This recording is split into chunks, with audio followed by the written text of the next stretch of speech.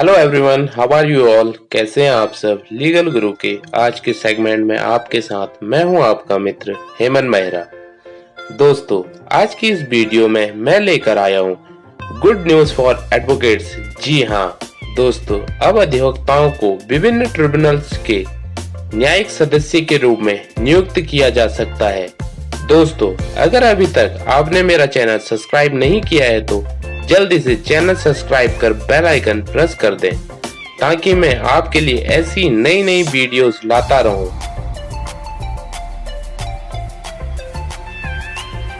तो दोस्तों, क्या है पूरा मामला इस वीडियो में समझते हैं, तो मेरी वीडियो को अंत तक जरूर देखें। दोस्तों, सुप्रीम कोर्ट ने 19 ट्रिब्यूनल्स में से 10 ट्रिब्यूनल्स के द्वारा अधिवक्ताओं को न्यायिक सदस्य के रूप में बाहर रखना गवर्नमेंट का ये निर्णय union of India versus bar association of Madras व bar association of Madras versus union of India के मामले में पारित आदेश के विपरीत माना और सुप्रीम कोर्ट ने कहा क्योंकि उच्च न्यायालय के न्यायाधीश के रूप में नियुक्ति के लिए एक उच्च न्यायालय के वकील की योग्यता केवल 10 वर्ष है, तो एक ट्रिब्यूनल में भी एक न्यायिक सदस्य के रूप में नियुक्ति के लिए बार में अनुभव उसी तर्ज पर होना चाहिए। तो अब केंद्र सरकार ने ट्रिब्यूनल, अपीलीय ट्रिब्यूनल और अन्य प्राधिकरण सदस्यों की योग्यता, अनुभव और सेवा की अन्य शर्तों नियम 2020 में संशोधन किया है, जिसके बाद अब विभिन्न ट्रिब्यूनल के न्यायिक सदस्यों के रूप में 10 साल के अनुभव वाले अधिवक्ताओं की नियुक्ति हो सकती है और इन नए नियमों को 30 जून 2021 को नोटिफिकेशन जारी कर लागू कर दिया गया है। दोस्तों, सेंट्रल गवर्नमेंट के इस संशोधन के बाद अब ट्रिब्यूनल्स में यानी कि प्राधिकरणों में उन अधिवक्ताओं को न्यायिक सदस्य के रूप में नियुक्त किया जा सकेगा जिनकी 10 वर्ष की प्रैक्टिस हो चुकी हो। नए संशोधन नियमों के बाद न्यायिक सदस्य चुनने के नियम कुछ इस प्रकार से होंगे, जैसे इनकम टैक्स एक्ट 1961 के तहत इनकम टैक्स अपीलेट ट्रिब्यूनल के लिए न्यायिक सदस्य चुनने के लिए निम्नलिखित अर्हताएं होनी चाहिए। तो उसमें क है वह 10 वर्षों की संयुक्त अवधि के लिए जिला न्यायाधीश और अतिरिक्त जिला न्यायाधीश रहा हो, या बी है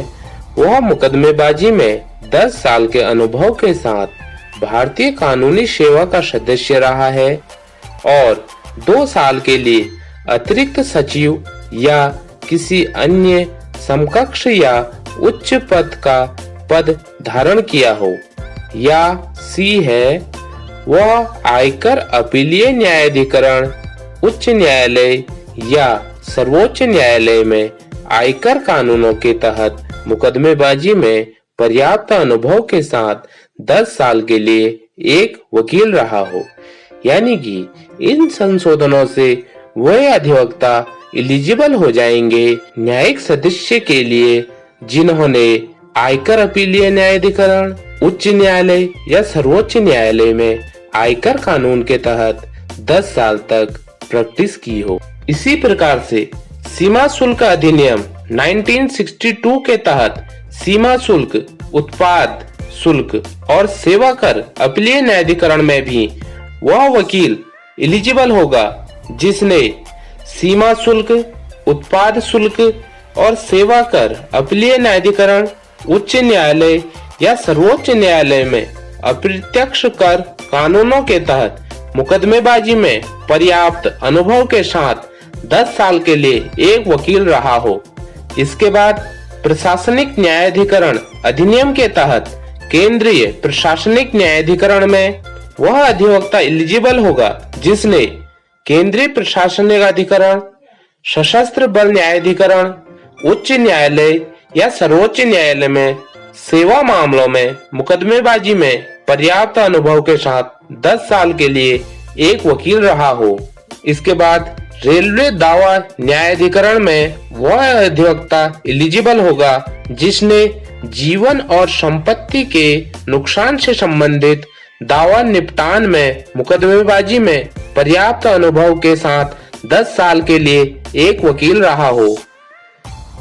इसके बाद प्रतिभूति अपीलीय न्यायाधिकरण में वह अधिवक्ता एलिजिबल होगा जिसने भारतीय प्रतिभूति विनिमय बोर्ड, प्रतिभूति अपीलीय न्यायाधिकरण, उच्च न्यायालय या फिर सर्वोच्च न्यायालय के समक्ष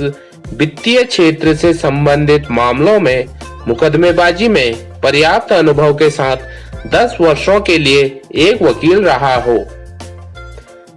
दोस्तों, इसी प्रकार राष्ट्रीय कंपनी कानून अपीलीय न्यायाधिकरण में वह अधिवक्ता एलिजिबल होगा जिसने राष्ट्रीय कंपनी कानून न्यायाधिकरण, राष्ट्रीय कंपनी कानून अपीलीय न्यायाधिकरण, उच्च न्यायालय या सर्वोच्च न्यायालय के समक्ष कंपनी मामलों से संबंधित मामलों में मुकदमेबाजी में पर्याप्त अनुभव के साथ 10 साल के लिए एक वकील रहा हो। इसी प्रकार बिजली के लिए अपीलीय न्यायाधिकरण में वह अधिवक्ता एलिजिबल होगा जिसने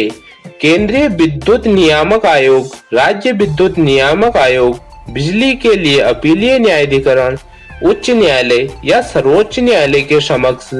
बिजली क्षेत्र से संबंधित मामलों में मुकदमेबाजी में पर्याप्त अनुभव के साथ 10 साल के लिए एक वकील रहा हो।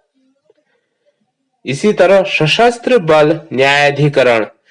इसमें 10 साल के लिए केंद्रीय प्रशासनिक न्यायाधिकरण, सशस्त्र बल न्यायाधिकरण, उच्च न्यायालय या सर्वोच्च न्यायालय में सेवा मामलों में मुकदमेबाजी में पर्याप्त अनुभव के साथ एक वकील रहा हो। दोस्तों, इसी प्रकार नेशनल ग्रीन ट्रिब्यूनल में भी उन अधिवक्ताओं को मौका मिलेगा जिन्होंने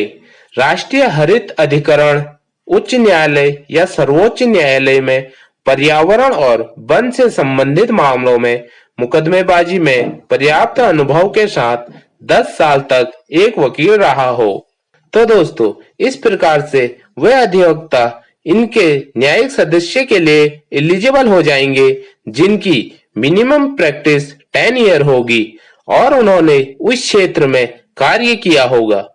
ये थी आज की वीडियो। अगर मेरी वीडियो आपको अच्छी लगी तो वीडियो को लाइक कर, चैनल सब्सक्राइब कर, बेल आइकन प्रेस कर दें और वीडियो को औरों को शेयर करना ना भूलें। Thank you.